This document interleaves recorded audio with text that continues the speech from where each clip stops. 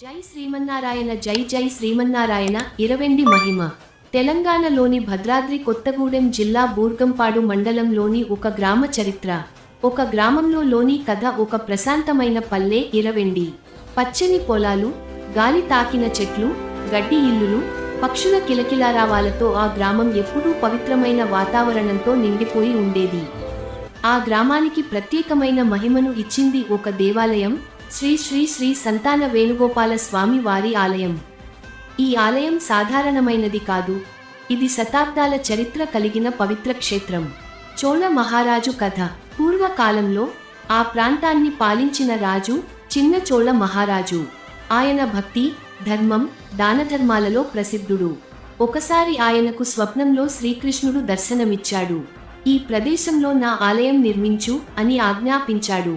రాజు ఉదయాన్నే లేచి ఆ స్వప్నాన్ని నిజం చేయాలని సంకల్పించాడు. గ్రామస్తులతో కలిసి ఆ ప్రదేశాన్ని వెతికాడు. చివరికి ఒక పచ్చని కొండ పైన దివ్య కాంతి కనిపించింది. అదే ప్రదేశంలో ఆలయ నిర్మాణాన్ని ప్రారంభించాడు. కొన్ని నెలల కష్టంతో, అందమైన రాతి శిల్పాలతో, గోపురాలతో, కళాత్మక నిర్మాణంతో ఆలయం సిద్ధమైంది. స్వామివారి విగ్రహాన్ని ప్రతిష్ఠించి ఆ ప్రదేశాన్ని పవిత్ర క్షేత్రంగా మార్చాడు. వెండి పువ్వుల మహిమ. చోళ మహారాజు భక్తి అంతులేనిది. ఆయన ప్రతిరోజు స్వామివారికి ప్రత్యేక పూజలు నిర్వహించేవాడు. ముఖ్యంగా వెండి పువ్వులతో అష్టోత్తర శతనామార్చన చేయించేవాడు.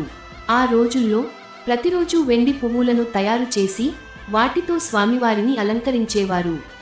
ఈ విశేష పూజల వల్ల ఆ గ్రామానికి విరివెండి అనే పేరు వచ్చింది. కాలక్రమంలో అది ఇరవెండిగా మారింది. నైవేద్య మహోత్సవం. రాజు మరో ముఖ్యమైన నియమాన్ని పాటించాడు.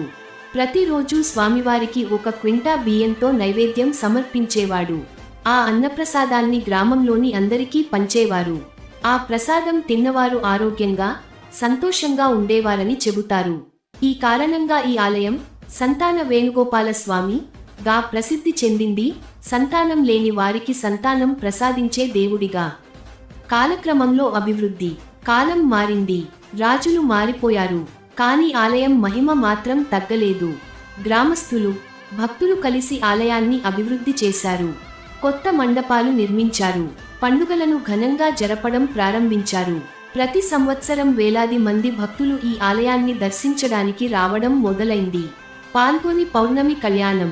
ఈ ఆలయంలో అత్యంత ముఖ్యమైన ఉత్సవం పాలకోన పౌర్ణమి రోజు జరిగే స్వామివారి కళ్యాణం.